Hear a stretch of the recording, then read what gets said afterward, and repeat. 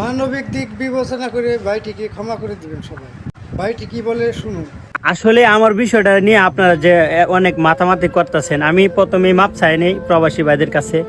বিষয় হচ্ছে আসলে আমি যে বিষয়টা বলছি আমি কিন্তু জীবনও জানতাম না যে শেখ হাসিনার জামাইয়ের নাম কি।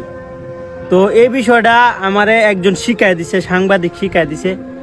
তো এই বিষয়টা নিয়ে আপনারা অনেকেই বকাবকি করতেছেন আমরা দুইজন রে। তো আমি মাপ চাই যে আসলে আমার শিখাই দিছে দিকে আমি বলছি এটা আসলে আপনারা মাইন্ডে রাখছে। আসলে এই বর্তমান সময়ে এমন সরকারের এরকম বলাটা ঠিক হয় নাই।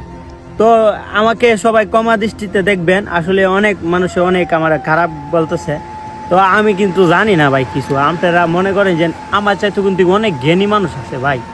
আমার এই ছোট্ট কন্টেন্ট ক্রিয়েটর হিসাবে আমার সবাই মানে আমার ভুল বুঝছেন না, মানে আমার মাফ করলে আপনারা কোনো মানে আমি কোনো রাজনীতিকে নাই ভাই। বিষয় হচ্ছে কি জানেন, কারণ আমারা যদি আপনারা মারেনও মানে কারো কিছু হইব না।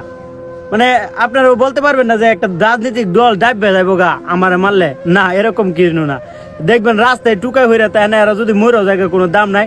এরকম আমিও মনে করেন যে আমি ধরতে গেলে একটা টুকাই কয়েকটা টেয়ার মালিক হয়েছে কয়েকজন সিনে, কিন্তু আমারও যদি আপনারা মারো তাহলে মনে করেন যে এই রাজনীতির দলও ডাববো না, শেখ হাসিনার সম্মান বাড়বো না, বুঝছেন?